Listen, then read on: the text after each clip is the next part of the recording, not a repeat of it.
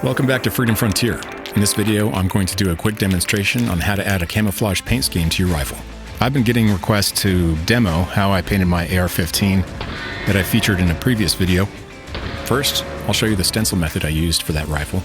Then I'll also demo how to do a basic and practical camo job just using the paint can. I'll also show you how you can apply a stove paint rattle can finish to a rifle if you'd like to opt for a more traditional look. First, a couple important considerations before starting a project like this. Number one, camo patterns are useful but not essential for most uses domestically.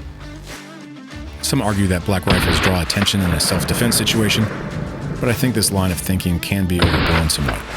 Hunters may find some benefit in camouflaging their rifle, but except for the most alert and perceptive game, most animals will be completely oblivious to the fact of whether your rifle is camouflaged or not.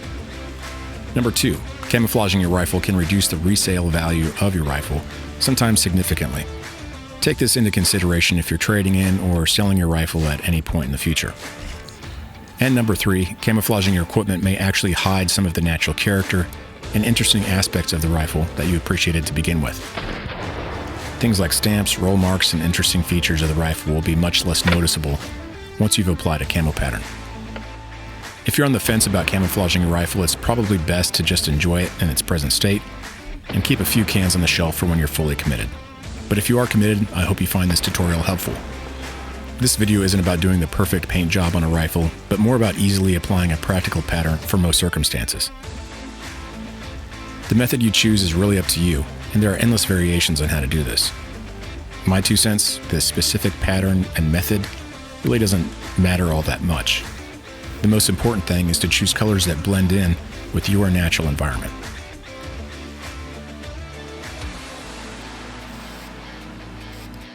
I purchased my stencils on Amazon, and I've added a link to the video description. They're cheap and a good way to add a well-defined pattern to the rifle. First, a quick note on prep work. For any of the painting methods shown in this video, you'll want to get a roll of masking tape. This will be used to protect sensitive components such as barrels, sights, red dots, and other electronic components from overspray. You may or may not want to apply a degreaser such as purple power.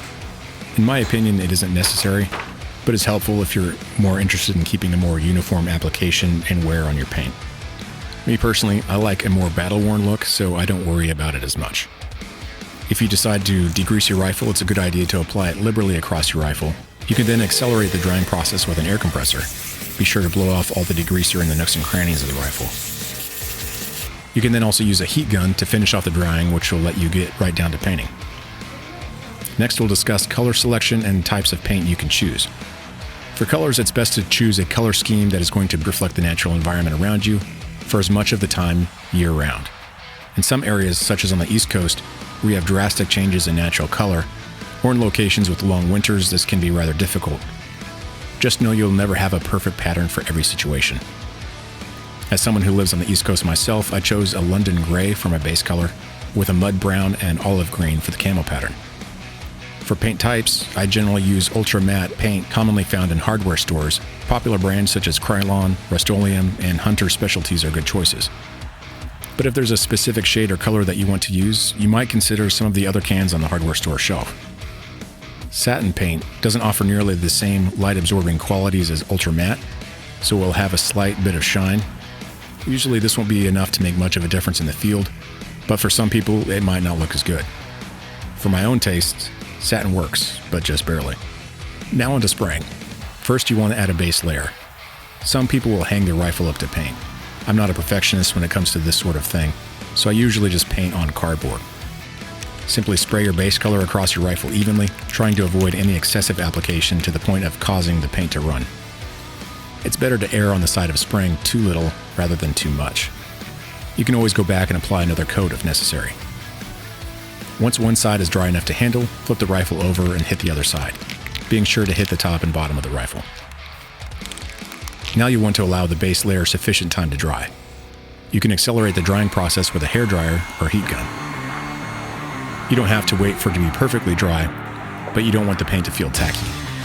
Applying your camo pattern before the base color is dry will cause it to run and the colors to blend with each other. Next, you can get your stencil ready for the application of the camo pattern. You may want to select the specific pattern from your stencil and block off the adjacent patterns to be more precise and prevent overspray, but I prefer, again, not being a perfectionist, to just lay down the stencil over the rifle and hit it with paint. I'll usually alternate between camo pattern colors. Pattern tightness is up to you, but it's important to remember that you're applying camo to break up the general shape and long lines on the rifle. Tight, intricate patterns do little to do this at much of a distance. In my experience, this type of camo paint is fairly durable, but it's not something like Cerakote. It will scratch and wear with time. But it means the rifle will only look better with signs of wear and tear, and you can always touch up the rifle on occasion if you desire.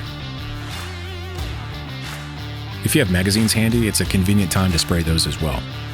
You can either tape off the internals or just put them in your firearm.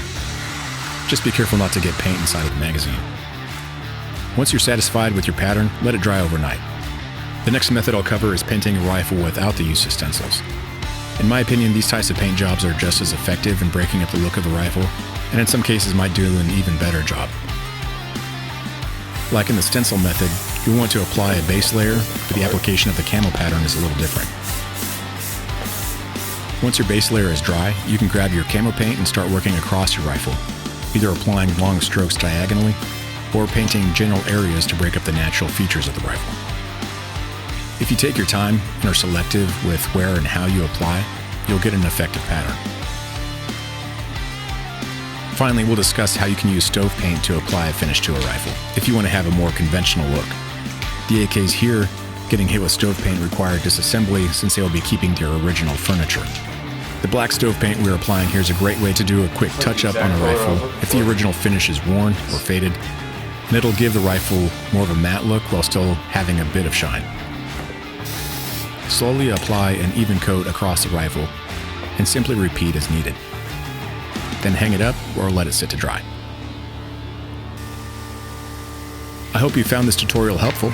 If you have any questions or suggestions, please leave them in the comment section. I try to answer as many as I can. Until next time, thanks for watching.